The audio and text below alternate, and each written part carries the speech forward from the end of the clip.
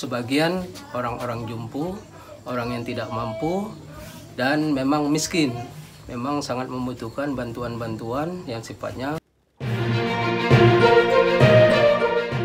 Assalamualaikum warahmatullahi wabarakatuh.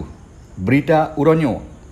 Tim anggota DPR RI Ilham Pangestu Peduli, Kecamatan Indramakmu, Kabupaten Aceh Timur, niba uro Jumaat tanggal 20 bulan 6 tahun 2022 kagejak me bantuan ke padum-padum dro urang laeh di Kampung Perkebunan Juluk Raya Utara, Kecamatan Indramakmu, Kabupaten Aceh Timur.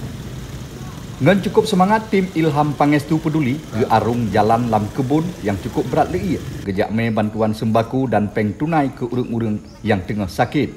Lage ke Kak Daryati umur gopnyan 50 sekurang tahun.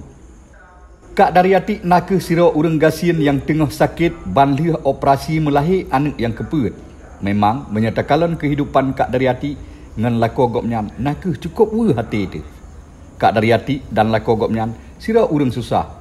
Uro-uro lako Kak Daryati nak ke siro urang kerja buruh gasa. Selain nyanlom tim IP Peduli yang kekemudo oleh Dedek dan anggota tim IP Peduli Kecamatan Indramakmu, Nasid Gejak Santuni, Nek Nasem umur gopnyan sekurang 28 tahun. Nenek berapa umurnya, Nek? Kalau ndak salah ya Pak, 100 kurang 2. Urang kampung yang saban dan kenek jum mini dikurung 10 tahun di kampung Nyancid yang tengah sakit teih lam tika. Langkah metuah tim IP Peduli nibak Jumaat berkah kalinyo u kampung Nyan gesambut oleh Gesik Kampung Perkebunan Juluk Raya Utara Haris Purnama. Nibak berita bahasa Aceh, Gesik lam bahasa Indonesia gemarit gopnyan gelake terima kasih ke anggota DPR RI Ilham Pangestu. Assalamualaikum warahmatullahi wabarakatuh. Waalaikumsalam. Saya Kecik JRU Haris Purnama. Di sini perlu saya informasikan bahwa warga kami berjumlah 600 kakak, terdiri dari beberapa pekerjaan, jenis pekerjaan.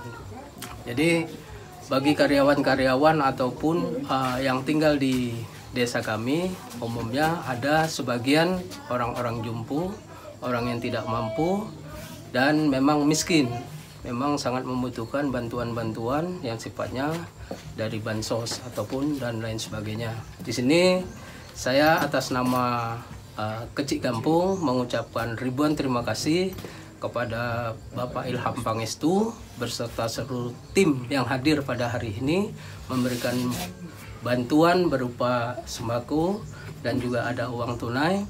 Di sini saya berharap bentuk bantuan ini janganlah hanya sampai di sini, namun bisa berkesinambungan dan diberikan kepada orang-orang yang seperti dialami oleh Ibu Nasem ini, khususnya orang-orang jumpu, orang-orang miskin dan fakir miskin. Sekali lagi saya mengucapkan ribuan terima kasih kepada Bapak Ilham Pangestu. Semoga Bapak Ilham Pangestu senantiasa diberikan kesehatan, murah rezeki, panjang umur, dan dapat menyelesaikan tugas-tugas yang diembannya pada saat ini sebagai anggota DPR RI. Lawitnya tim IP Peduli nibak uro Jumaat yang berkah rata sago kagejak me bantuan ke urang kampung yang laeh ngan sakit. Program IP Peduli nak sebuah program yang gerancang oleh anggota DPR RI Ilham Pangestu untuk gepako ke rakyat yang susah di Dapil 2 Acehnya. Habanyo gepesampo oleh Ilyas bin Ismail Freelance News nan meinggris haba me Jumaat Aceh. berkah IP Peduli. Sukses.